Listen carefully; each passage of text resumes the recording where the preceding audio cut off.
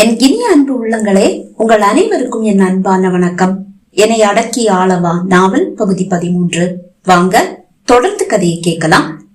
மறுநாள் முதல் அக்னி சித்தார்த்தின் வகுப்பு நேரம், வேலை நேரத்தை தவிர்த்து மற்ற நேரங்களில் எல்லாம் அவனை அழைத்து மணிக்கணக்கில் பேச ஆரம்பித்து விட்டாள்.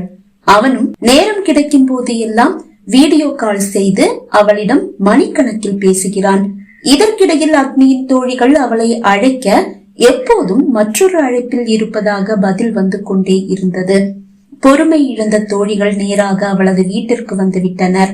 ஆனால் அவள் சித்தார்த்தின் வீட்டில் என்று அவளது அம்மா கூற வாயடைத்து நின்ற தோழிகள் சித்தார்த்தின் வீட்டை நோக்கி படையெடுக்க, அப்போதும் சித்தார்த்துக்கு வாட்ஸ்அப்பில் குறுஞ்செய்தி அனுப்பி அவனோடு உரையாடி கொண்டிருந்தவளை கண்டு ஒருவரை ஒருவர் பார்த்து கொண்டனர்.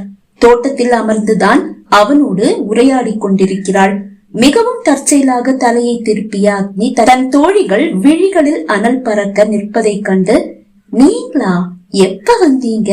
அசடு வழிய கேட்டாள். ஏய், நீ உன்னுடைய சித்தார்த்தோட சேர்ந்து இருக்கணும்னு தானிடி நாங்களும் ஆசைப்பட்டோம். ஏதோ எங்களுக்கு மட்டும் நீ சந்தோஷமா இருக்கிறது பிடிக்காதுன்ற மாதிரி எல்லாத்தையும் எங்க கிட்ட இருந்து மறைச்சிட்டல. கனி புகார் கூற, அப்படி இல்லடி, உங்களுக்கு போன் செஞ்சு விஷயத்த சொல்ல கூட டைம் கிடைக்கல. என்ன டைம் கிடைக்கலையா? ஏண்டி, இது உனக்கே நியாயமா இருக்கா? போர் அடிக்குது, எங்க வீட்டுக்கு வாங்கடின்னு சொல்லி எங்களை கூப்பிட்டு மணிக்கணக்கில பேசிட்டு இருந்தவளுக்கு இப்ப எங்க கிட்ட பேச டைம் இல்ல, அப்படிதானே? அப்படி இல்லடி, வேற எப்படி?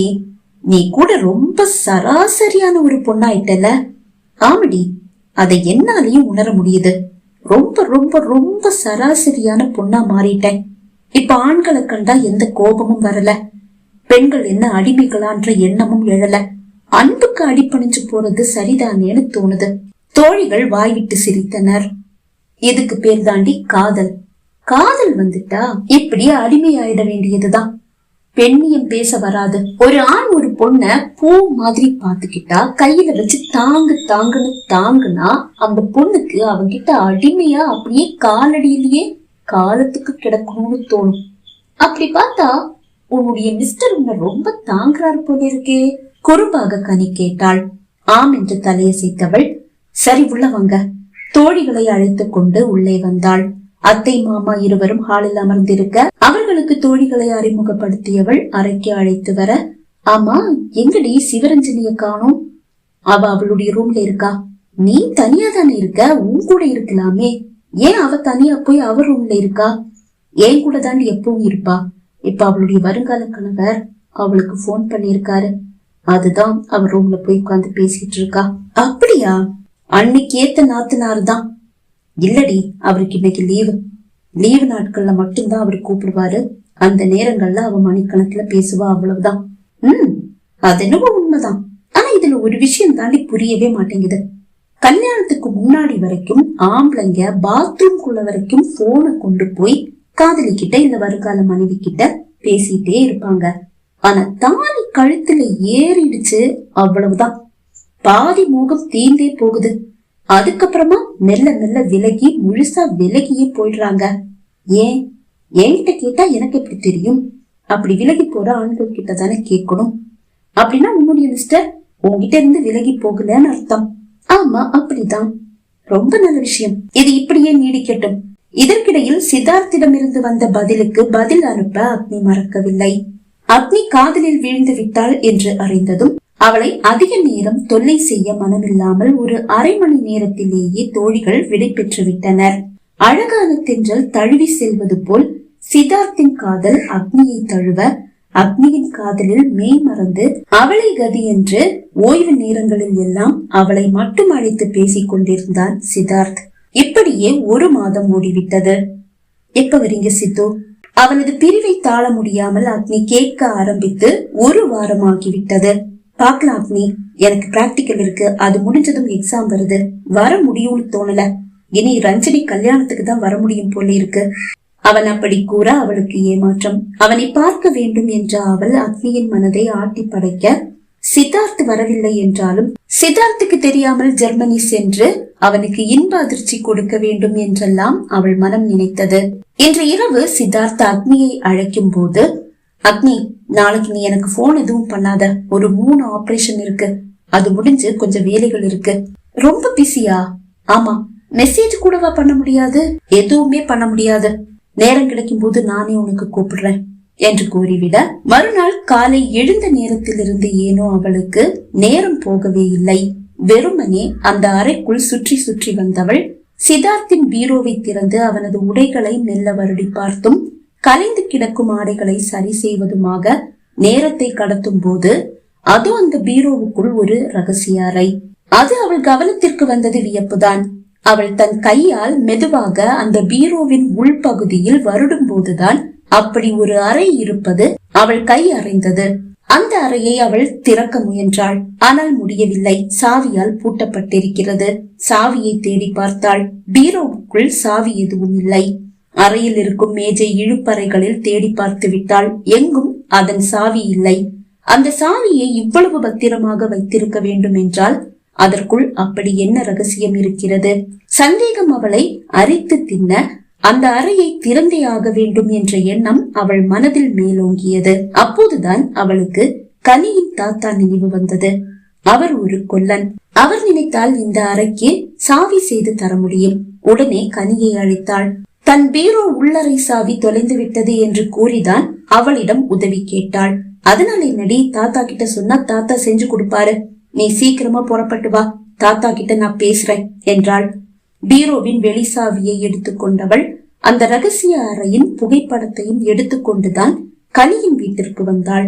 வெளி சாவியையும் ரகசிய அறையின் சாவி துளையையும் மிகவும் உன்னிப்பாக பரிசோதித்த தாத்தா, வெயிட் பண்ணுமா, இன்னும் 1 மணி நேரத்துல நான் சாவி செஞ்சு கொடுக்கிறேன், இந்த மாதிரி சாவிகளை எல்லாம் பத்திரமா வச்சுக்க வேண்டாமா என்றும் கேட்டார்.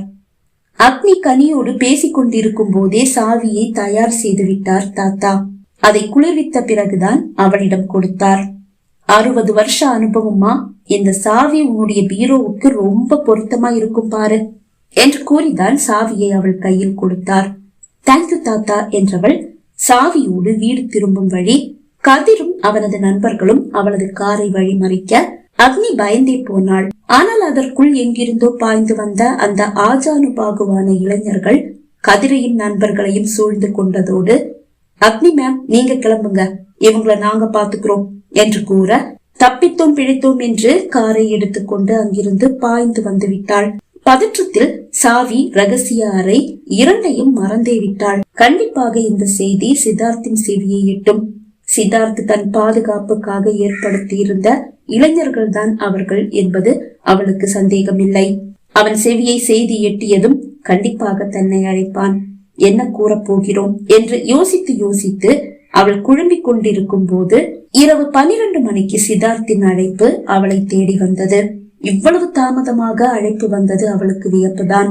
ஆனாலும் ஏதோ ஆபரேஷன் இருக்குன்னு சொன்னார்ல, ஆபரேஷன் முடிஞ்சு வெளியே வரும்போதுதான் செல்ல எடுத்து பார்த்திருப்பார் போல.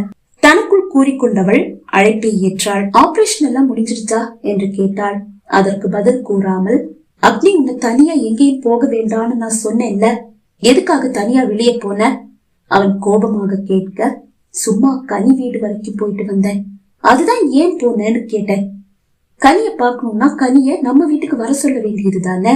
இல்லாதான் அவளுக்கு உடம்பு முடியல, அதுதான். சரி, இனிமே இப்படி தன்னந்தனியா போய் அந்த கதிர்கிட்ட மாட்டிக்காத, என்னுடைய வேலை இன்னும் முடியல, நாளைக்கு கூப்பிடுறேன், பாய் என்றவன் அழைப்பை துண்டித்தான். அதன் பிறகுதான் அவள் மனம் லேசானது. அமைதியாக உறங்கினாள். காலை எழுந்து குளியல் அறைக்கு சென்று திரும்பியவளுக்கு ரகசிய அறையும் சாவியும் நினைவு வர சாவியை எடுத்து அந்த அறையை திறந்து பார்த்தாள். தாத்தாவின் 60 ஆண்டு அனுபவம் அது விலை மதிப்பில்லாதது என்பதை அவள் உணர்ந்த நொடியது. கதவு திறந்து கொண்டது. உள்ளே என்ன இருக்கிறது? கையை உள்ளே நுழைத்து தேடி பார்த்தவளுக்கு ஒரு டைரி கிடைத்தது. அதை வெளியே எடுத்தாள். டைரியோடு படுக்கையில் வந்து அமர்ந்தவள் அதை திறந்து பார்த்தாள். ஐ லவ் யூ சித்தார்த் என்று எழுதியிருக்கிறது. இது யாரோட டைரி? பாரதியோட டைரியா இருக்குமோ? இதையே இவர் வாங்கி வச்சிருக்காரு. அவளுக்கு வியப்பு. டைரியின் அடுத்த பக்கத்தை திருப்பி பார்த்தாள்.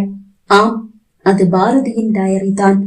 என் அன்பு காதலன் சித்தார்த்துக்கு பாரதி எழுதும் இதயத்தின் வார்த்தைகள் என்று துவங்கும் அந்த டைரி முழுவதும் அவனை அவள் எந்த அளவு நேசிக்கிறாள் என்பதை பற்றியும் அவனை வர்ணித்தும் தான் எழுதியிருக்கிறாள். அவன் மீது கொண்ட தீராத காதலை பற்றி எவ்வளவு அழகாக எழுதியிருக்கிறாள். கண்ணீர் மல்க அதை வாசித்து முடித்தவளுக்கு கடைசி பக்கத்தில் ஒரு பேரதிர்ச்சி காத்திருந்தது. பாரதி, இந்த டைரியில நீ உன்னுடைய இதயத்தை திறந்து வச்சிருக்க.